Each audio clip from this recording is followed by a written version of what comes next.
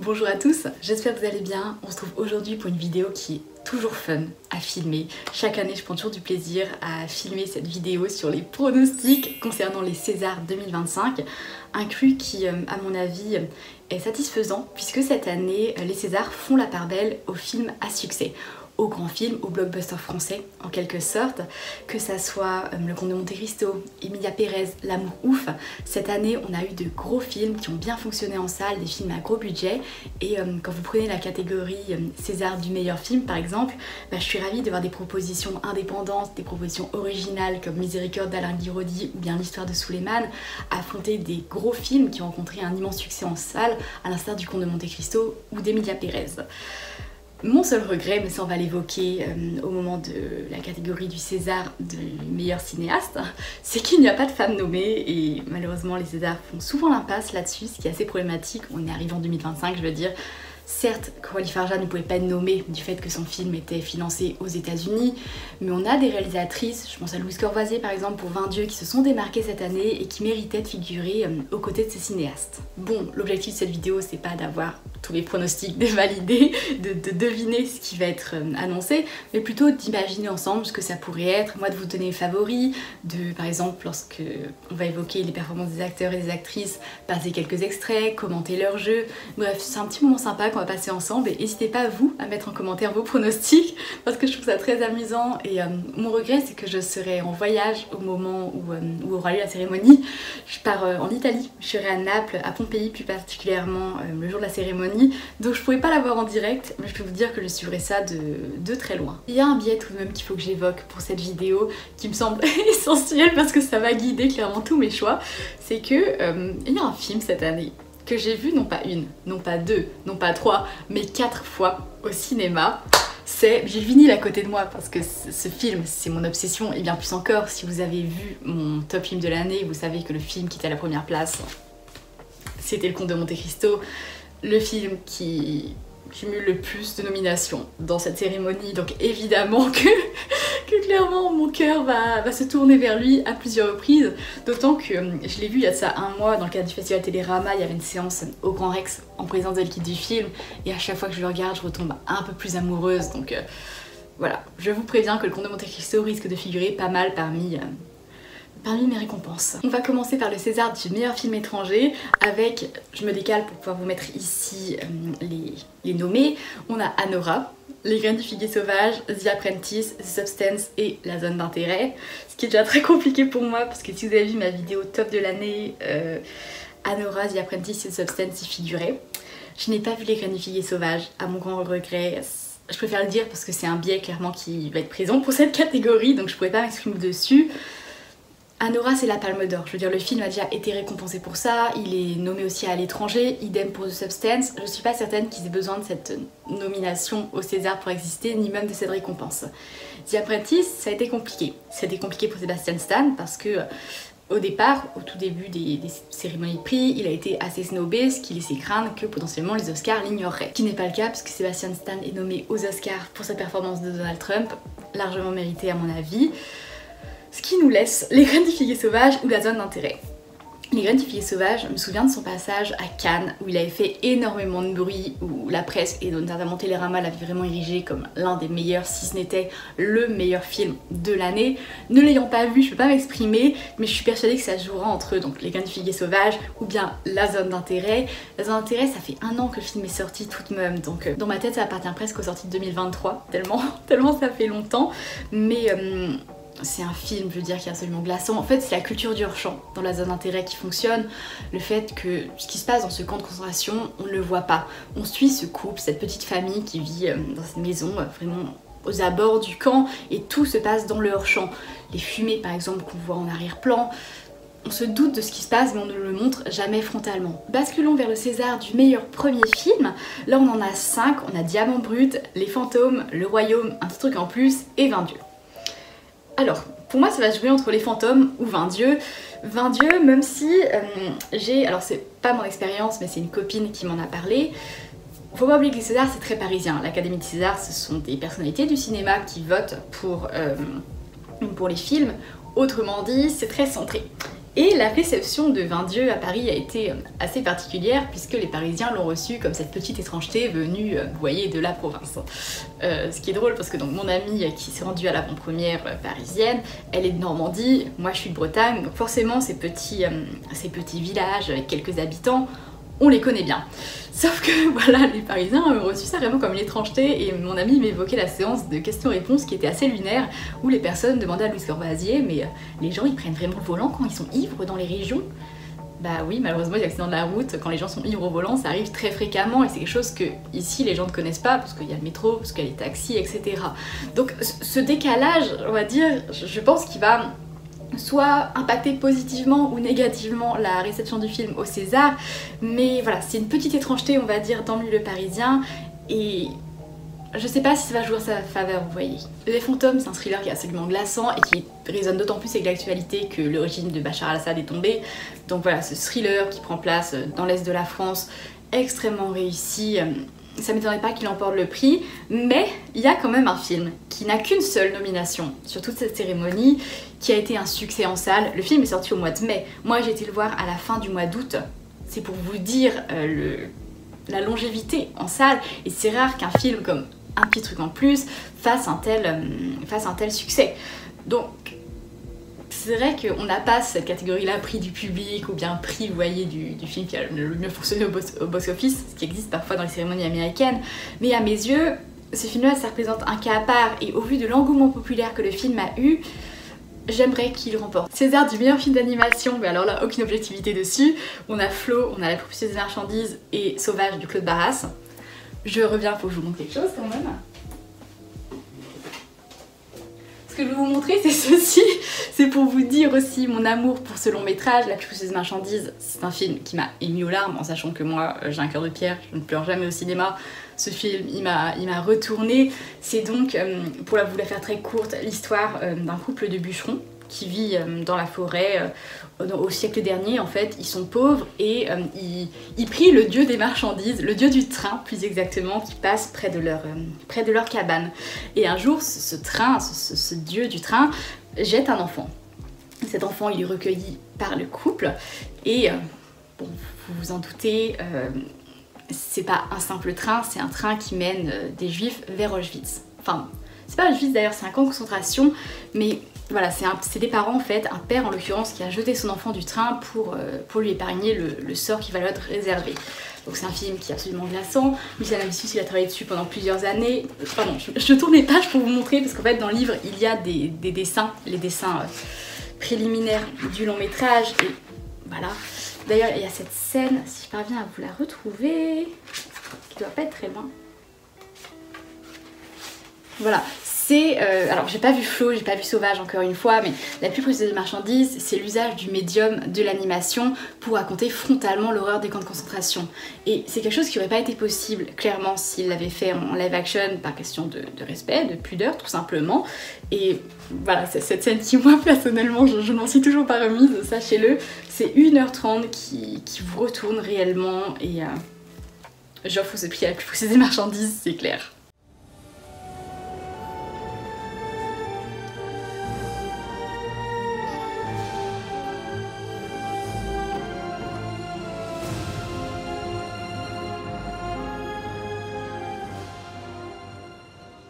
Je saute la catégorie des Césars des meilleurs courts-métrages puisque je ne les ai pas vus, donc voilà. Je saute aussi que ce soit l'animation, le documentaire, la fiction, pour arriver directement aux meilleurs effets visuels, où là on a 4 films qui s'affrontent. La Bête, Le Comte de Monte Cristo, Emilia Pérez et Monsieur Aznavour. Moi je le décerne à La Bête, parce que La Bête, le film est sorti au mois de février, c'était le film de Bertrand Bonello avec George Mackay et Léa Seydoux, qui est le grand oublié de cette cérémonie. Personne n'en parle, Léa Seydoux n'est même pas nominée pour la meilleure actrice, ce qui m'étonne au vu de sa performance tout de même dans le film. Donc c'est parce que pour cette absence, j'ai décerné lui ce prix. Et La Bête, il y a quelque chose de très particulier, c'est l'histoire de ces deux âmes qui se retrouvent quelle que soit l'époque en fin de compte. Et la dernière époque étant une époque futuriste justement. Rien que pour cet univers qu'il a créé, à mes yeux, le film vaut largement ce prix. Concernant les décors, on a L'Amour ouf, Le Comte de Monte Cristo, Emilia Pérez, Monsieur Aznavour et Sarah Bernard, la divine. C'est parti. Je vous avais dit que Comte de Monte Cristo aurait absolument toutes les récompenses à mes yeux. Pour moi, les décors, évidemment que je les lui donne, je veux dire, c'est un film qui a été tourné en décor naturel et ça contribue grandement à l'immersion dans le long métrage, à la grandeur du film. Il y a très peu de fond vert en fait dans le Comte de Monte Cristo, ça se voit visuellement et en termes d'immersion, ça joue vraiment. Contrairement à Emilia Pérez par exemple qui a été tournée entièrement en studio, là certes on pourrait saluer le travail mené sur la reconstitution du Mexique, en tout cas le Mexique fantasmé selon Jacques Audiard, mais pour moi c'est le Comte de Monte Cristo. Vraiment, pour ses efforts à tourner dans le sud, à tourner un peu partout en France, il le mérite. Les meilleurs costumes, je vais vous en douter, hein. La Mourouf, le Comte de Monte Cristo, Emilia Pérez, Monsieur Aznavour et à nouveau Sarah Bernard la Divine, ce sont exactement les mêmes films qui sont nominés. Alors, vous savez quoi? Rien que pour les chapeaux haute forme, pour les moustaches, pour les manteaux en cuir, c'est le Comte de Monte Cristo. J'ai vu quelques extraits de Sarah Bernard la Divine, j'ai pas vu le film en l'occurrence, c'est vrai que ces grands costumes, ces belles robes sont sublimes, mais quand vous prenez la robe d'une Anna Maria Bartolomé par exemple, qui ressemble vraiment à une princesse avec ses sublimes robes longues, vous prenez le manteau en cuir d'un Pierre Ninet, ou bien le chapeau de forme d'un Bastien Bouillon, bah excusez-moi, je lui remets largement ce prix. Le meilleur montage, La Mourouf, le Comte de Monte Cristo, Emilia Pérez, en fanfare, ainsi que l'histoire de Suleiman. L'histoire de Suleiman, évidemment, je veux dire, c'est un film que je trouve essentiel. Je sais que ça peut rebuter certaines personnes quand on parle d'un film de cette manière, presque on vous impose d'aller le voir, mais pour le coup c'est un film qui à mes yeux devrait être vu par le plus grand nombre. En fait l'histoire de Suleiman, pour vous la faire très rapidement, c'est, spoiler alert, l'histoire de Suleiman, qui est un jeune homme sans papier en fait, qui attend justement son rendez-vous pour obtenir la nationalité française. Et en fait, dans tout le film, on suit son quotidien. On suit les 48 heures qui précèdent son entretien, qu'il passe en étant livreur Uber Eats. Et voilà, on le suit vraiment dans cette vie frénétique. C'est un contre-la-montre, presque, en termes de film. Dans le quartier de Barbès, dans le 18e arrondissement de façon générale, où il est beaucoup présent. Et c'est un film qui, pendant 1 heure et quelques, t'angoisse, vraiment.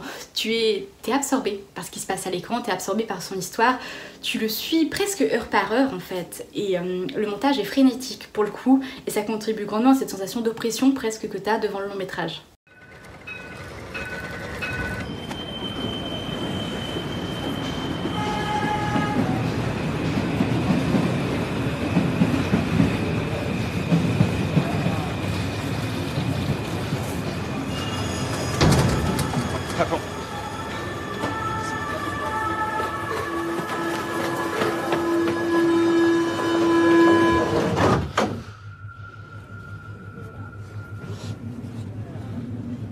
La meilleure photo, là ça se corse parce qu'on a La Mourouf, on a le Comte de Monte Cristo, on a Emilia Pérez, on a l'histoire de Suleiman et on a Miséricorde.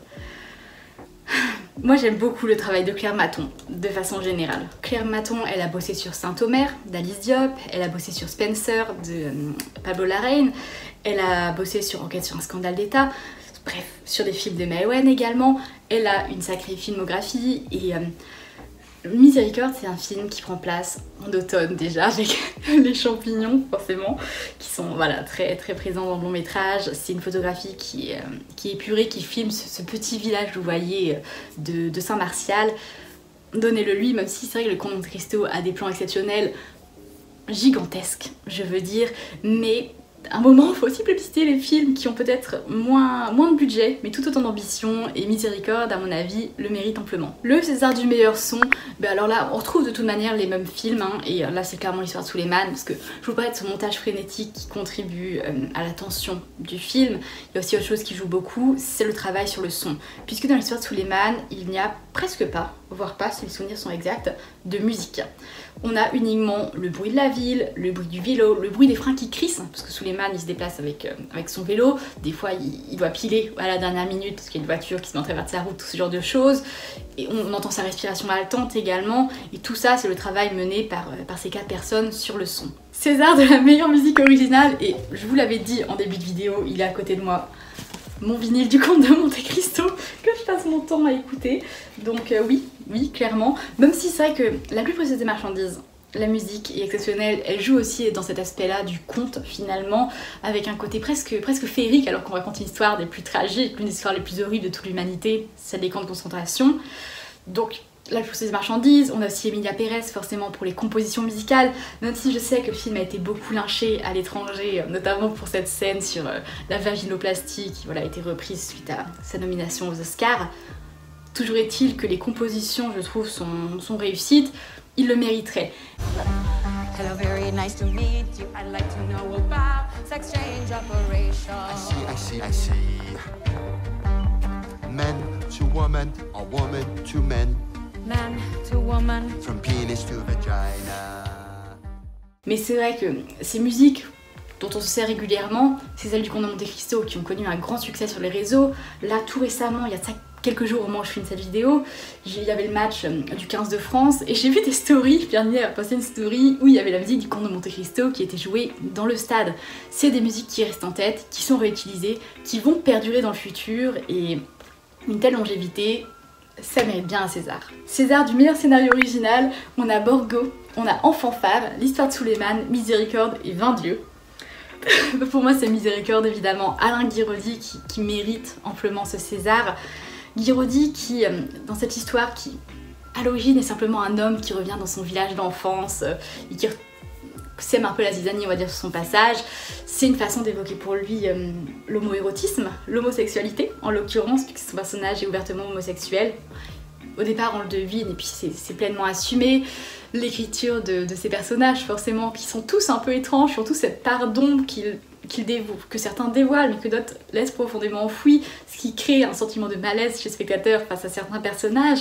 Et puis le personnage du prêtre, mais le personnage du prêtre à lui-même dans Miséricorde mérite un prix, on va y revenir parce que Jacques Develay est nommé pour son rôle du prêtre dans Miséricorde. Le César de la meilleure adaptation, il est très dur pour moi parce qu'il voit s'affronter, alors Emilia Pérez que je mets de côté parce que c'est un film qui a beaucoup divisé.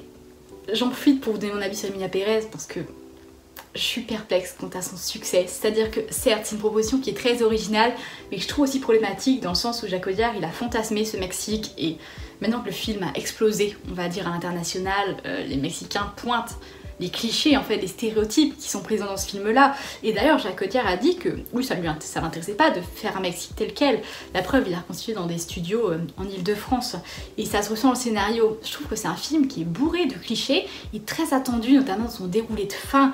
C'est vraiment l'histoire de... Alors le point de départ je veux dire est très original, très dans l'air du temps. En même temps c'est l'histoire de ce narcotrafiquant qui veut changer de sexe et donc il demande à cette avocate de déjà s'occuper de l'intégralité de l'opération, de planifier son opération de changement de sexe, mais surtout de l'aider à disparaître finalement pour refaire sa vie non plus comme Manitas Del Monte, le narcotrafiquant, mais comme Emilia Pérez. Sauf qu'une fois qu'Emilia Pérez est devenue Emilia Pérez, eh bien, elle se lance dans une œuvre de charité pour se racheter en quelque sorte en aidant les familles des disparus à retrouver leurs proches pour qu'au moins elles puissent faire leur deuil. C'est vrai que quand tu prends du recul en fait ça paraît tellement presque niais finalement dans sa bonté, dans cette bonté qui survient comme ça soudainement. Autant dans Emilia Pérez j'ai vu des idées absolument brillantes, autant j'ai vu des choses qui se rapproche presque de la fanfiction, tant ça semble convenu et attendu. C'est pour ça que ce César, moi, je ne l'attribuerai pas à Emilia Pérez, ça joue entre La plus précieuse des marchandises et Le Comte de Monte Cristo. La plus précieuse des marchandises, je vous l'ai dit, je l'ai dans ma bibliothèque, le livre m'attend, je l'ai pas encore lu, donc je peux pas m'exprimer concrètement sur le travail qui a été mené, même si je sais que voilà, ce conte, il m'a transcendé. Ce que j'ai fait par contre, c'est que j'ai vu Le Comte de Monte Cristo 4 fois, mais j'ai lu le livre également. J'ai lu les 2 tomes qui font à eux deux à peu près 1500 pages. Et j'ai vu les différences, j'ai vu le travail mené par Mathieu Delaporte et Alexandre de la Patelière pour donner vie à cette œuvre. Si vous saviez le nombre de changements qu'ils ont fait par rapport à l'intrigue originale. Je sais que les gens qui ont lu le livre avant de voir le film ont été déçus parce que le film n'a presque rien à voir en fait dans sa seconde partie avec le bouquin. Moi j'ai fait l'expérience inverse, j'ai vu le film, je l'ai aimé, j'ai lu le livre et en fait j'ai vu un nouveau matériau en quelque sorte avec de nouveaux personnages, des intrigues que je connaissais mais qui étaient assez différentes finalement sur le papier. C'est assez fascinant la manière à laquelle ils sont partis d'un matériau 1500 pages, je veux dire, donc condensé en un film de 3 heures, et sont parvenus à faire une histoire tangible malgré tout. Et il nous reste les acteurs, les révélations, ainsi qu'acteurs-actrices, et on finira forcément par le meilleur film de l'année. Concernant les nominations pour le César de la meilleure révélation masculine, on a vu Bastien Bouillon, on avait eu Raphaël Quenard qui maintenant ont de belles carrières devant eux. Cette année, on a Malik Friya pour L'amour ouf, Adam Bessa dans Les fantômes, Abou Sangari pour L'histoire de Souleymane, Félix Kissil pour Miséricorde et Pierre Lotin pour En fanfare. Alors, Pierre Lotin, je suis surprise. Je suis surprise parce que moi je l'aurais mis plutôt dans meilleur acteur dans un second rôle pour En fanfare, d'autant que Pierre Lotin, certes, il s'est démarqué cette année dans des rôles secondaires où il volait la vedette. En fanfare, on a aussi eu Quand vient l'automne de François Ozon, Un homme en fuite aussi, un peu plus tôt dans l'année. D'autant que Pierre Lotin, c'est un acteur qu'on connaît déjà. Je veux dire, Pierre Lotin, c'est Tuche, je l'ai dit, c'est Wilfried Tuche. Donc, c'est un acteur qui est déjà familier dans le paysage français, je veux dire, et j'ai pas eu le sentiment qu'il a été révélé cette année. Certes, il a été plus exposé, mais c'est pas cette année que je me suis dit waouh, Pierre Lotin, finalement, c'est un génie. Je m'en étais déjà rendu compte avant. Donc, à mes yeux, c'est peut-être un peu tard pour la révélation masculine.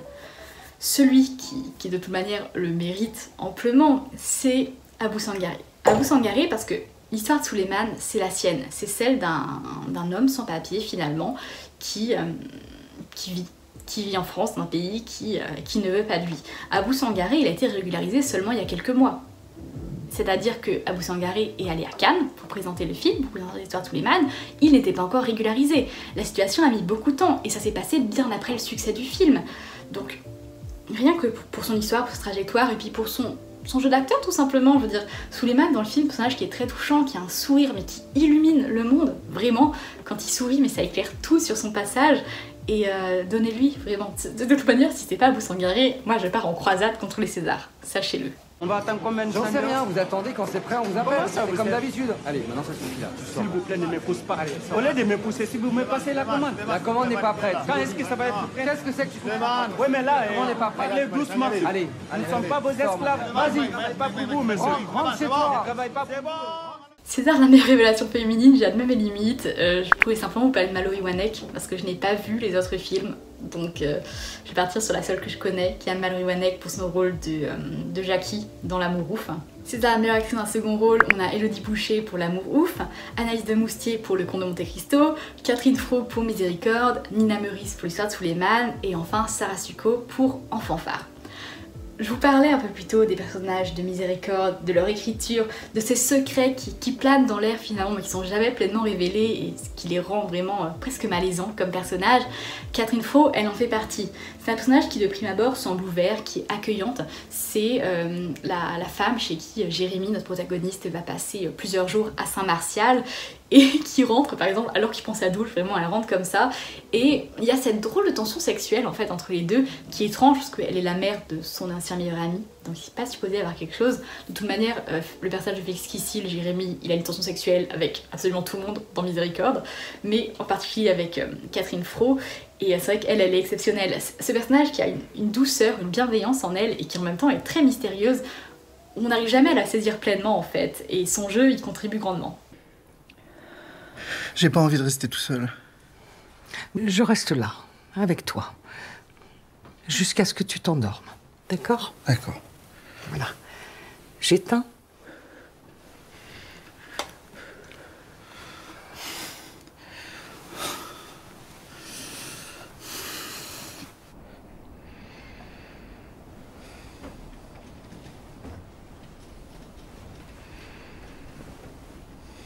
Le meilleur acteur d'un second rôle, et là c'est compliqué parce que c'est l'impression de choisir entre mes enfants.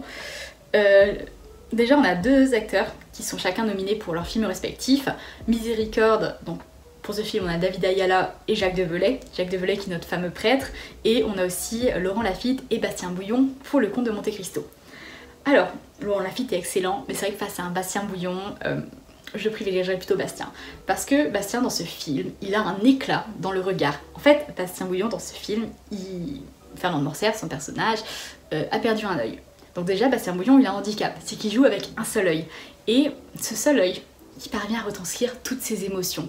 Alors, même si lui est plutôt satisfait de son destin parce qu'après avoir évincé Edmond Dantès, lui vit sa petite vie, il s'est marié à Mercedes, il est heureux, il a un fils, il a une belle position militaire, bref, tout va pour le mieux.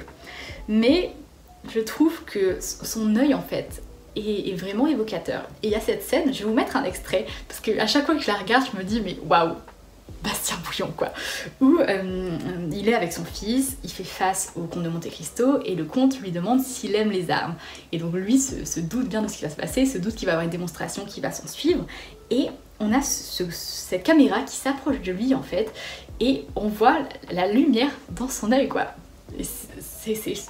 À chaque fois je suis bluffée par son jeu, vraiment. J'adore Bastien Bouillon de toute manière, donc j'ai aucune objectivité. Vous aimez les armes?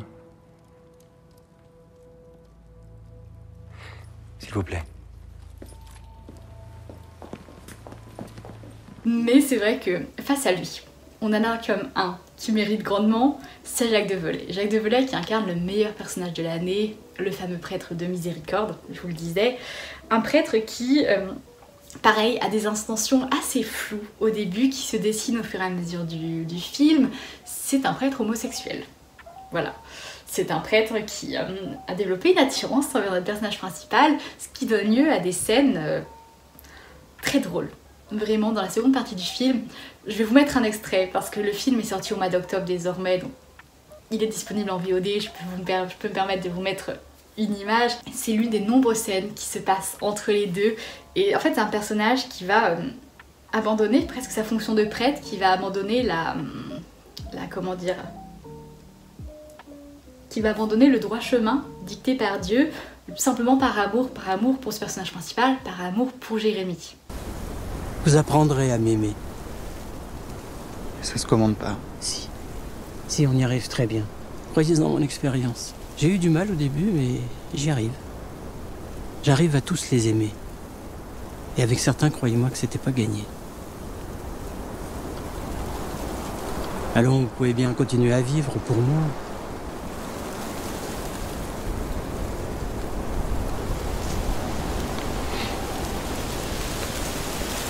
C'est un personnage qui est drôle mais sans le vouloir en fait. Jacques Develay il le joue de façon stoïque vraiment, en tout cas au début, puis petit à petit il est de plus en plus vulnérable, de plus en plus fragile, de plus en plus sincère, mais c'est vraiment un personnage qui à la base est joué au premier degré en fait, et il a des actions qui sont tellement surprenantes qu'on ne peut pas s'empêcher de rire, et Miséricorde c'est un film devant lequel j'ai eu mon plus grand fou rire. Montez. Vous fermez pas à clé? Surtout pas. Laissons-le venir. Venez dormir dans mon lit. Mais Allez, venez.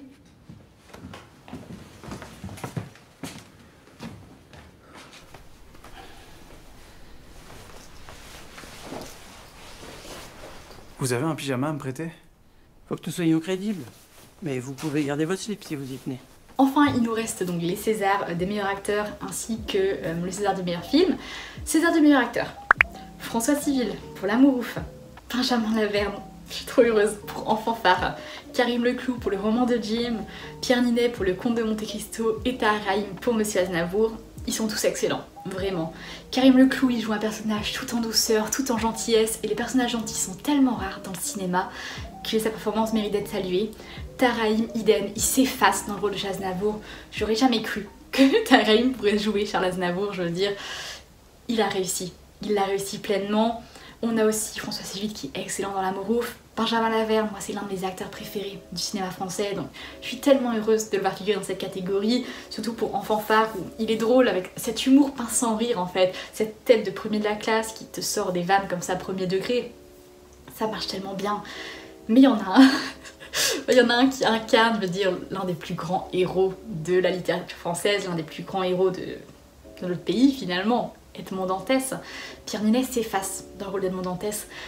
Pourtant Pierre Ninet c'est un acteur, je veux dire, qui est reconnaissable vraiment. Moi dans chacun de ses rôles, je vois Pierre Ninet, je vois le Pierre Ninet un peu comique, vous savez, celui qui est comme tel dans la vraie vie en fait, comme on le voit dans les réseaux sociaux, comme on le voit dans les interviews.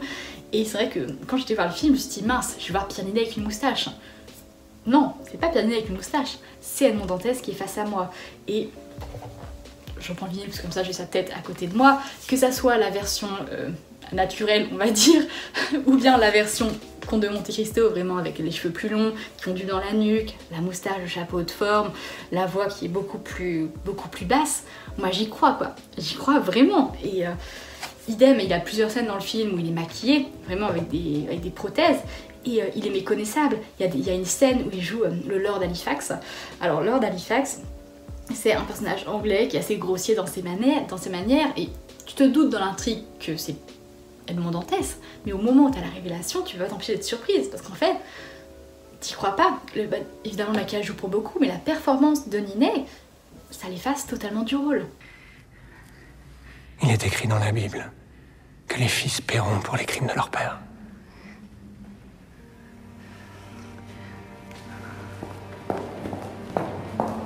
Jacopo, celui-là.